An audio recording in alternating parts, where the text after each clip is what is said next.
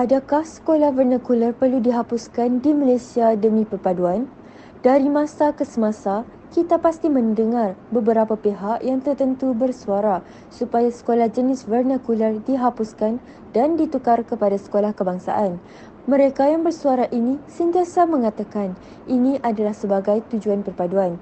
Mengenai isu ini, kami akan menjelaskan kelemahan dan kebaikan sekolah vernakular itu sendiri.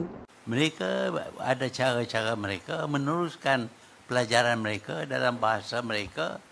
Sekarang ini mereka boleh ke negara China. Jadi kalau kita tutup, tak bermakna bahawa mereka sudah kalah dengan kita.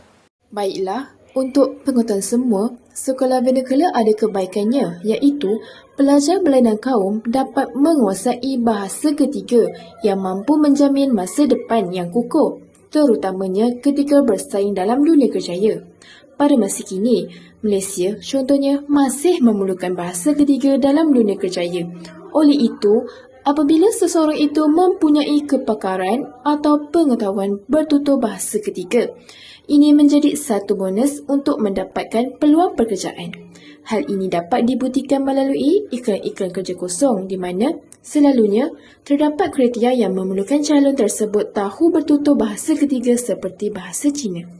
Justeru adalah menjadi satu kebaikan kepada seseorang yang mempunyai penguasaan bertutur bahasa ketiga untuk mendapatkan peluang pekerjaan berbanding seseorang yang hanya mengetahui dua bahasa utama di Malaysia, iaitu bahasa Melayu dan bahasa Inggeris.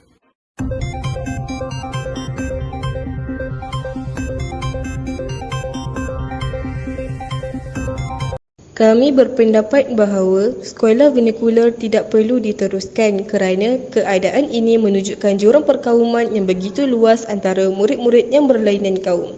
Misalnya, jika sekolah vernakular ini diteruskan, pelajar yang berbangsa Melayu akan bersama dengan kelompoknya tanpa menghiraukan kelompok yang lain. Begitu juga dengan kaum Cina dan India.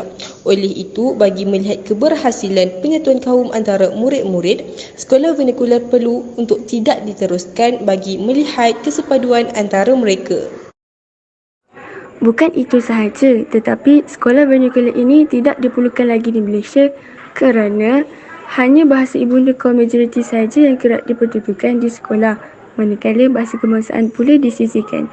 Sebagai contoh, segelintir bangsa Melayu lebih tertarik dengan penggunaan berlainan bahasa seperti bahasa Cina sehingga mereka lupa akan bahasa kebangsaan kita yang sepatutnya kita banggakan sebagai rakyat Malaysia.